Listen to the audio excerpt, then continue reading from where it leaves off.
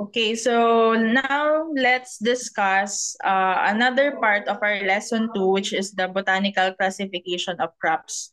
So after we know the parts of the cell, now let's discuss the classification of crops or how the crops can be classified.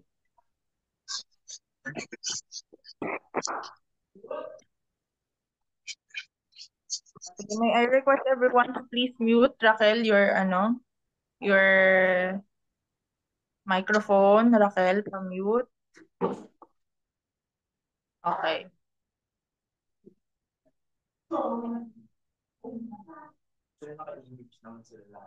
Sige, Rika May, can you read the slide? Rika May. Yes, ma'am.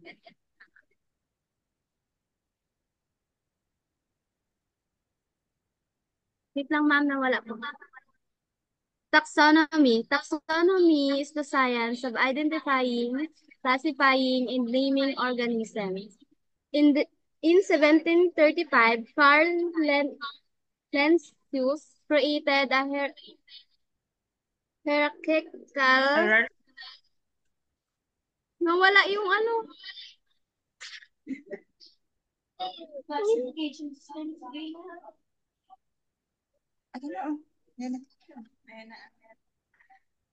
Classification system that places all organisms into successively smaller groups that assume organisms within a specific group resemble one another more than organisms within a different group. Okay. So thank you. For this specific lecture of classification, we will be dealing about taxonomy. So taxonomy, it's a science of identifying, classifying, and naming organisms. So paano ba pinapangalanan ang mga organismo na nadidiscover or nadiscover na? It's in the taxonomy. Okay? So si Carl Linnaeus, siya yung nag-create ng hierarchical classification system. Meaning to say, may hierarchy or may tawag dito, merong levels yung classification system or naming system ng mga organisms na meron sa mundo. Okay, so yung classification ay na-divide siya sa apat. Na-divide siya from largest to the smallest. Okay, mula sa pinakamalaki hanggang sa pinakamaliit. Okay, ang pinakamalaki na classification sa taxonomy is the kingdom. Kaya meron tayong tinatawag na plant kingdom, animal kingdom.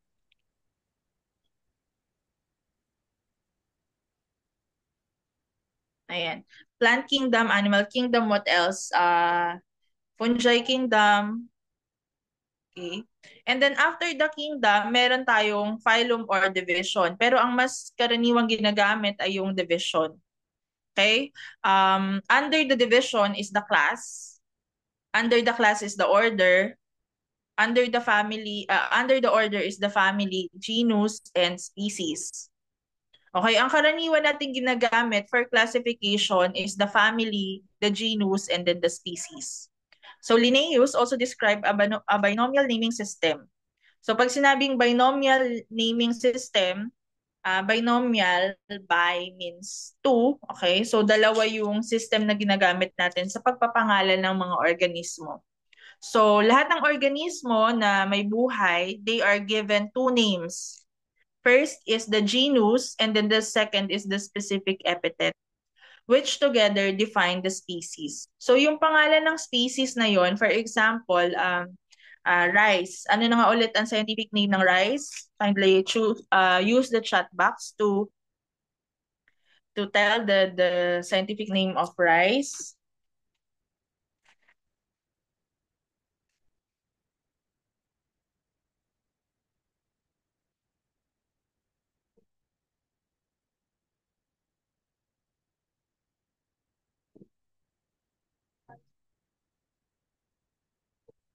Okay, thank you. Aloysius, Oryza sativa, and Rachel, and Elson, and An. Okay, very good. The scientific name of rice is the Oryza sativa. So it's that Oryza sativa is a species. Oryza sativa is a species. So yung kanyang binomial naming system, kaya kung makita nyo Oryza sativa. So Oryza is the genus and then the sativa is the specific epithet of that species. Okay, again, Oryza sativa, Oryza is the genus and the specific epithet is the sativa, which together define the species or name the species. So yun yung binomial naming system. So the scientific binomial naming system is governed by the International Code of Nomenclature. So again, ang important na tao dito ay si Carl Linnaeus.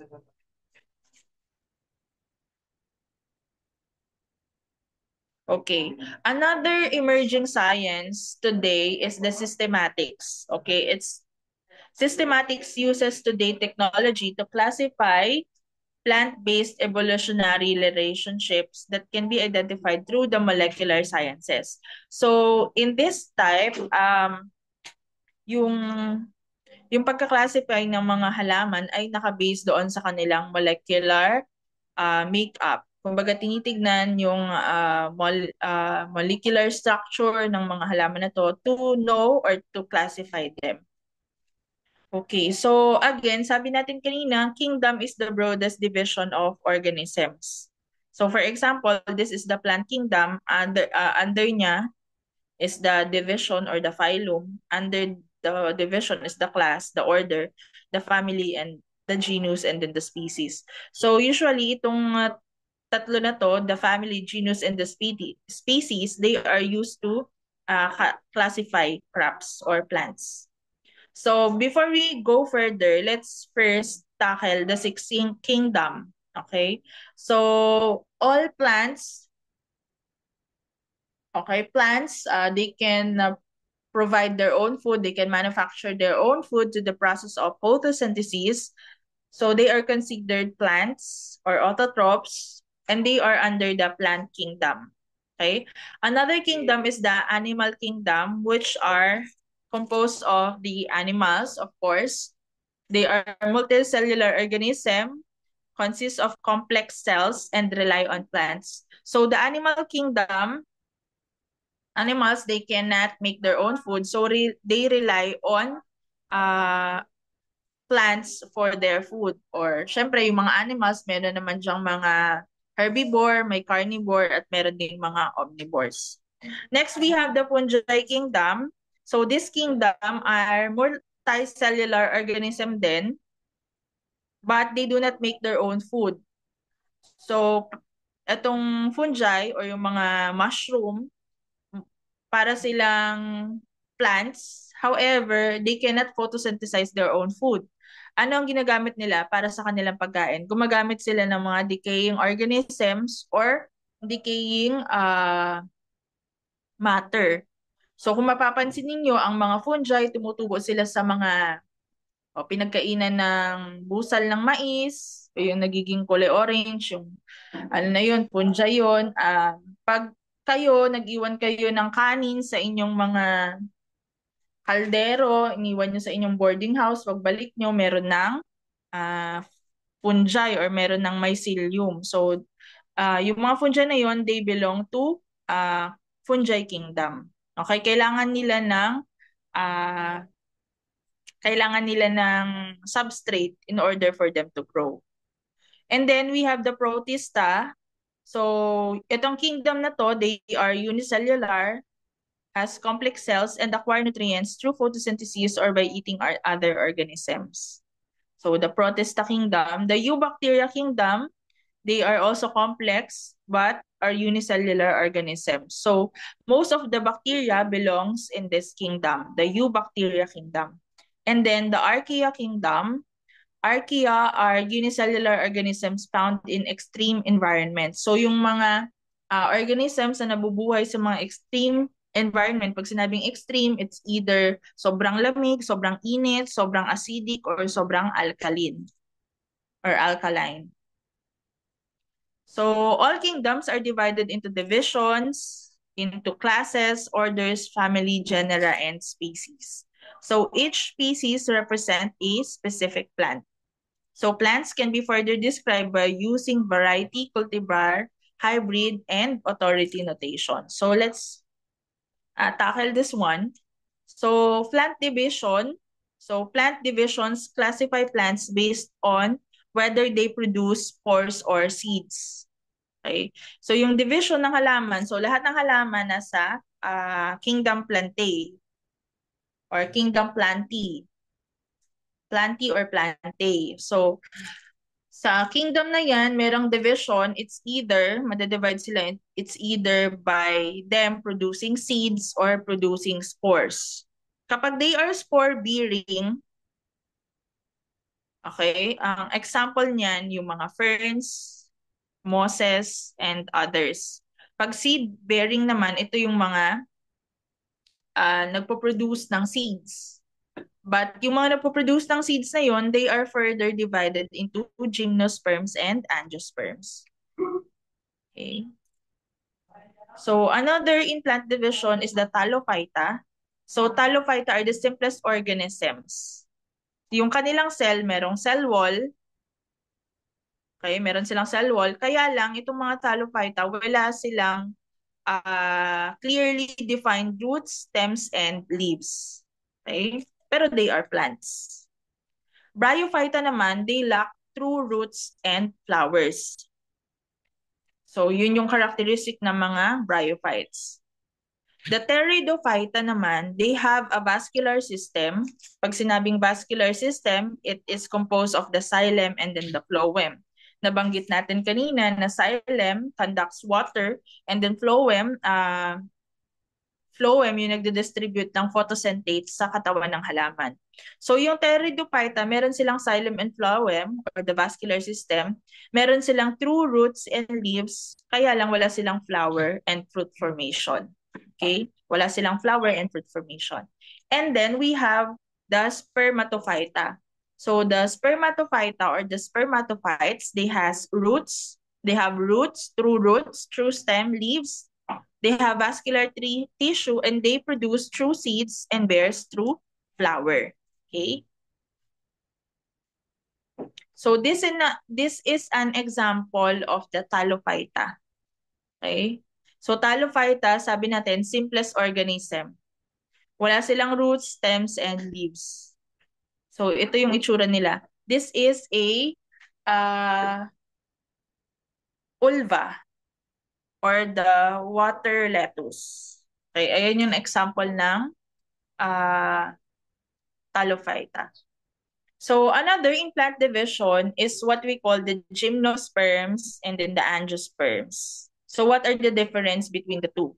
The gymnosperms are non-flowering plants that produce naked seeds. So yung gymnosperms, nakapag-produce sila ng seeds, however, wala silang flower.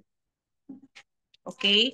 Example of these are cycads, ginkgo, and conifers. Conifers, such as pine trees, spruce, and others. So ito yung example ng mga gymnosperms. Pag angiosperms naman, they are flowering plants and have their seeds enclosed in a fruit. So yung mga angiosperms, karaniwan ng ating mga crops are angiosperms. Okay? Kasi yung mga seeds nandoon sa loob ng fruit. Okay? So yung mga gymnosperms, yung seeds nila naked kasi it is not enclosed in a true fruit. Okay? So this is an example, this is a cycad, ayan, 'di ba may mga meron niyang parang flower sa gitna kapag nagmamature. Kaya lang hindi siya considered as a flower or fruit. Okay? Ito naman yung flower, hindi din flower eh. Ito naman yung parang, ito yung nagko-contain ng seeds ng mga conifers or pine trees, for example. Yung seed nila ay naked. So this structure is not considered a fruit or a flower. Parang ito lang yung structure na nag-hold ng kanilang mga seeds. So, if you want to know what type plant of is that, so we will be asking Does the plant grow seeds? So, excuse me. If it grows seeds, okay, it can either be an angiosperm or a gymnosperm. If it's a gymnosperm, if it has a leaf-like leaves like itong nasa pine tree, ayan siya. And if it has a fan-shaped leaves, it's a ginkgo. So yung angiosperms naman, they grow flowers and they grow seeds inside those flowers. If the leaf has a netted venation, ayan, then it's a dicot. And if the leaf has a parallel veins in the leaves, then it is a monocot. So if it doesn't grow seeds, we can categorize it um, for Pteridophyta, which is a fern, and Bryophyta. An example of this is a moss or mosses or algae. So kung makikita ninyo, 'di ba minsan sa mga stones nakadikit tong mga to sa pader, okay, ng mga lumang hollow block, sorry. Um ayan, tumutubo dito yung mga mosses. Okay, so they are plants, however, they doesn't have true stems or true leaves. So another classification, sabi natin kanina, is sa angiosperms. So yung angiosperms, again, they have true fruits and then true seeds. Okay, so yung angiosperms, they are also called flowering plants. So they are classified into two, the monocots and then the dicots, or the monocotyledonous plants or the dicotyledonous plants. When we say monocotyledonous plants, this includes grasses and other plants that has a characteristic of having a parallel leaf veins.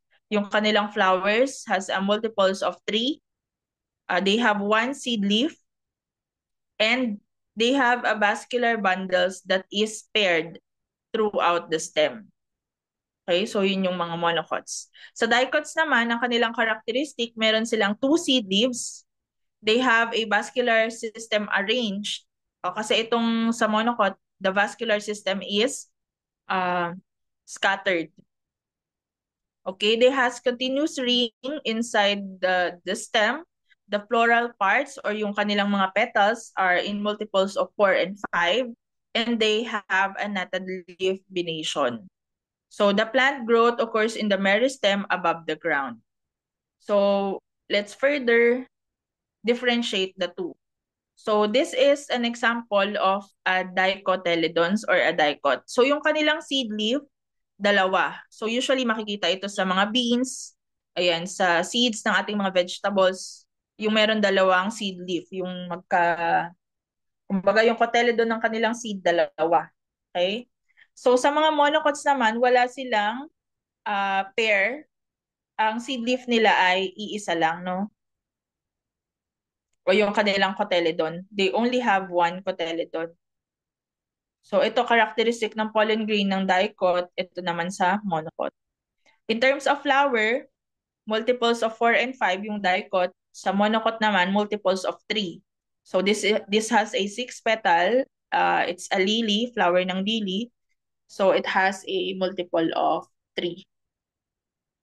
So in terms of leaves, ang characteristic ng venation o yung ugat sa dahon ng mga dicots ay net-like. Okay, net-like kasi meron silang mga parang mga branches. However, in the monocots, they only have one arrangement of leaves which is parallel. Okay? Vascular bundle in dicot are arranged. Ayan. And then sa vascular bundle naman, yung pag sinabing vascular bundle, yung composition ng xylem and then ng phloem. Sa monocot naman, it's scattered. When it comes to the root, sa dicot, they have a taproot system, meaning to say, merong main root and then yung mga secondary root, they stem from the main root. However, in the fibrous naman, wala siyang main root kundi they have many roots. Okay. Sige. Can you give an example in the chat box of a dicot? Sige, please use the chat box and give an example of a dicot.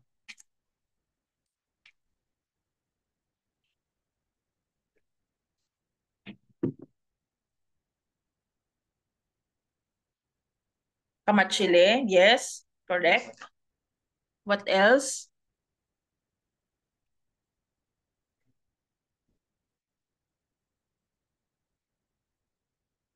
Okay, mango is mongo is a dicot. Mango is a dicot.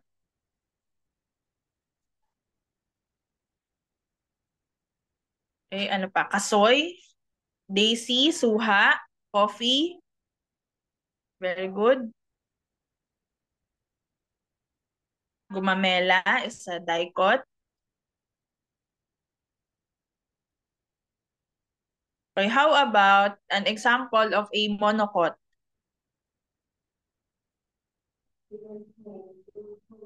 Sige, please use the chat box to give an example of a monocot. Corn, very good. Corn is a monocot. Sabi kanina, usually ng mga grasses, they are monocot. Okay, corn.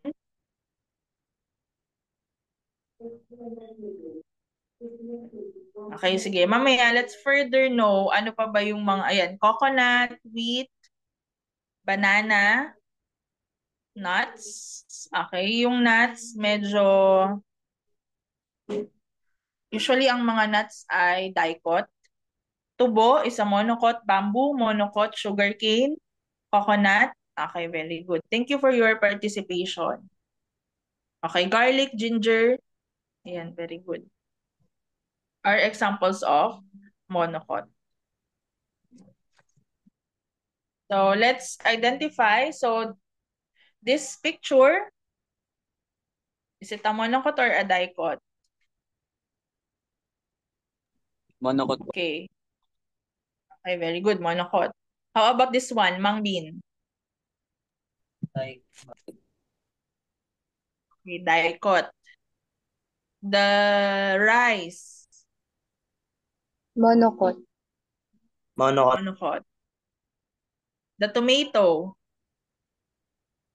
Dicot. Dicot Ma'am. po. Onion. Garlic. Monocot po. Monocot. Monocot. Ano po? Dicot po. And then,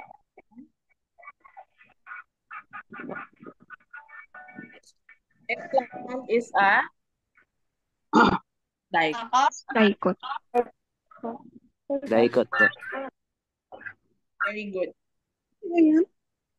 Sarah. Ayan. So 1B. Thank you for your participation. So now let's move on with the plant order. Okay. So yung plant order, hindi siya karaniwang ginagamit para i-classify ang mga halaman, no? So tayo din sa atin sa academic hindi masyadong ginagamit, okay? Ang plant order para sa pag determine or pag-classify ng mga halaman. So malalaman natin na order kapag it ends with ALES or ALS, okay?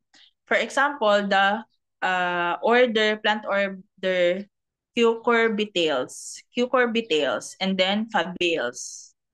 Okay? Pag halimbawa naman sa rice, gramineals. Okay? For verification. Okay, next we have the plant family. Okay, yung plant family, isa siya sa mga karaniwang ginagamit. So, it's plants in the same family that have similar flower, fruit, and seed structure. Most families in the plant kingdom are angiosperms. So, family is often the first level of plant classification. Usually, ito nga yung unang ginagamit natin in classification of plants. Okay, kasi may kinalaman siya sa, for example, yung magkakapamilya, tinatawag natin sa Tagalog na parang magkakapamilya itong mga halaman na to, they have the same For example, pest. So we can look into the relationship of pest in this plant family, and we can manage them appropriately.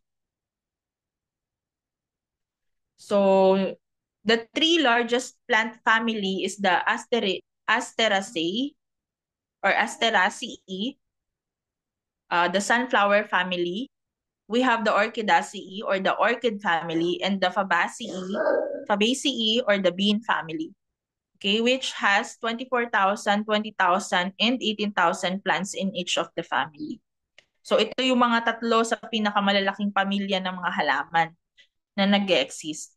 So malalaman natin na family yung classification nun if it has an ACE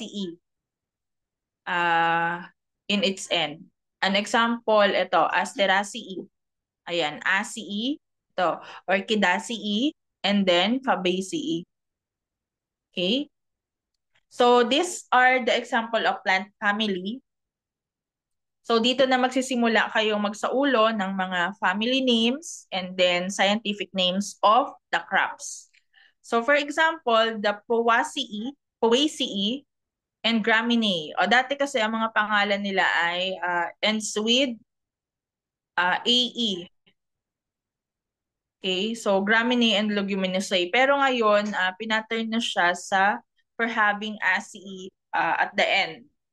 So for example in here, grass family, they are called Poaceae. The legumes family, Fabaceae.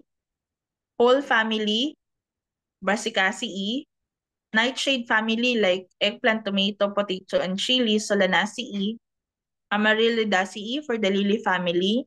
Bromeliaceae for the bromeliads like in the pineapple. Cucurbitaceae for the gourd family or the cucurbits. Convolvulaceae for the morning glory family like kangkong and kamote. Euphorbiaceae for the spurge family like kasaba, and then Basilaceae for alugbati or malabar spinach. Kasi ang scientific name niya, Basilia alba. For our fruit trees naman, we have the fig family, the Moraceae. Meliaceae or the mahogany family. Anacardiaceae like the cashew family, which includes mango and cashew.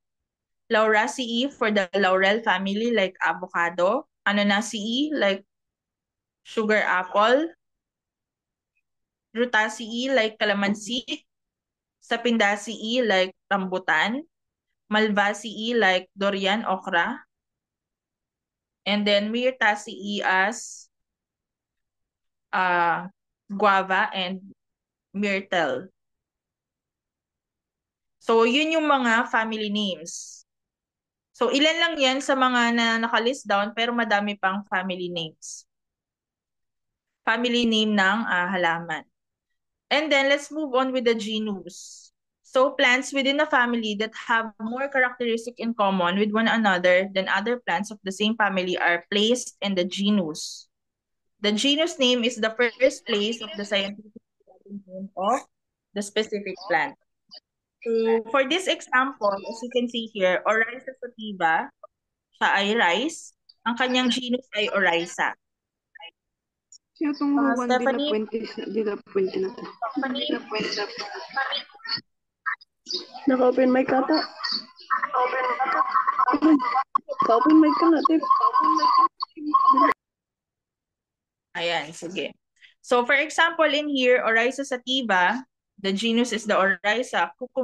Cucumis melo, or the melon.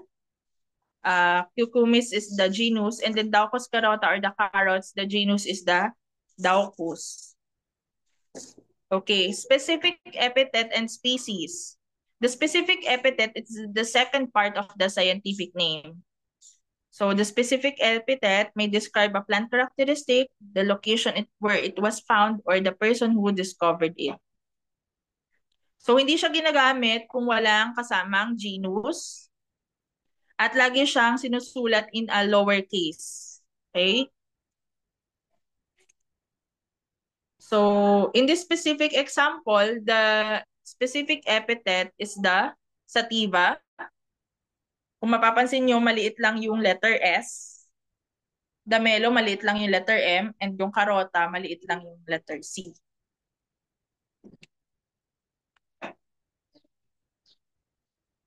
Okay. And then we have the species. So, species is the name of the specific plant. Okay? The genus and the specific epithet are combined to name the species. So, ang ginagamit to name the species is the genus and the specific epithet. So, for this example, ayan, Solanum lycopersicum. Pero kung pare-pareho silang pamilya na Solanum, tapos isusulat sila into a scientific paper, pwedeng S na lang yung gawin, short for Solanum. Solanum lycopersicum, Solanum melongena, and Solanum tuberosum. Okay, if the species is unknown, the plant can be written as Solanum species if the species is unknown, or SPP for multiple species. So variety naman, it will further subdivide the species. Okay? And then yung cultivar naman, it designates a cultivated variety. So ano pinagkaiba ni variety sa cultivar? So si variety, they are naturally occurring. Okay, itong mga variety na to, they are naturally occurring. And yung cultivar naman, they are purposely bred and propagated. So in this specific example, variety, halimbawa, Oryza sativa variety glutinosa. So ito yung na-select na glutinous rice, no, through selective breeding. And Ensea maize var indurata naman is the Indian corn or the flint corn. So yung cultivar, example ng mga cultivar, ito yung halimbawa, the Acer platanoides, Crimson King variety or CV Crimson King, pag sinulat siya, it is purposely bred, okay, to have a purple leaf color.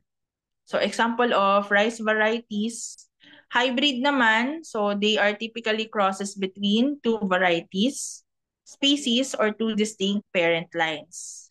So a hybrid is identified by placing an X before the specific epithet. So an example is the lime quartz, okay, a hybrid of Citrofortinella and Floridana, or the lime and the kumquat. Then the Tangelo, the Citrus X Tangelo, a hybrid for tangerine and pomelo.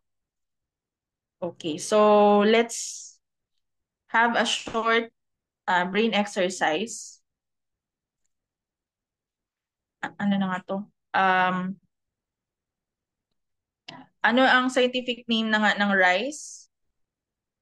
Oryza sativa. Okay, under the Gramineae family. Sige, scientific name ng corn. Who wants to answer?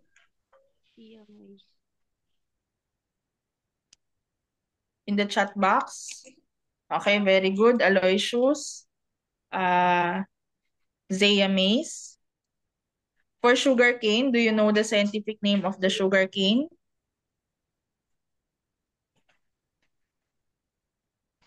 Oh, it's Saccharum officinale. Ano nga ang, for this specific example, ano ang genus? Ano ang genus dito?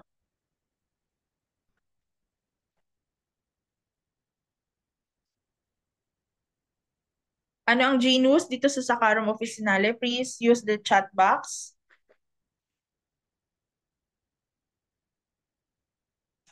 Okay, the genus is the Saccharum, and then the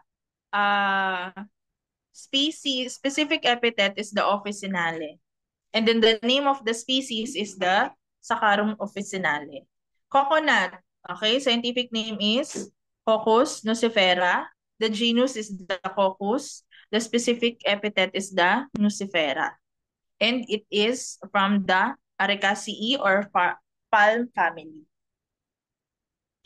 Okay, so let's stop na again for our second discussion. I will be, please open your camera.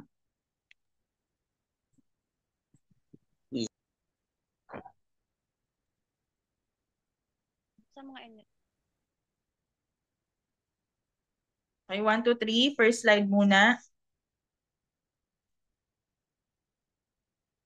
Smile.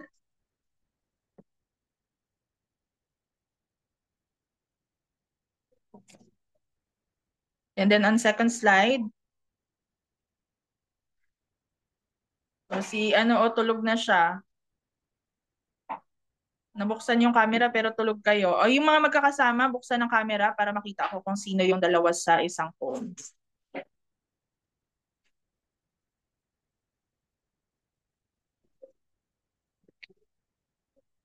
Okay, so let's have a 30-minute break muna. Mag-charge lang ako ng laptop and phone.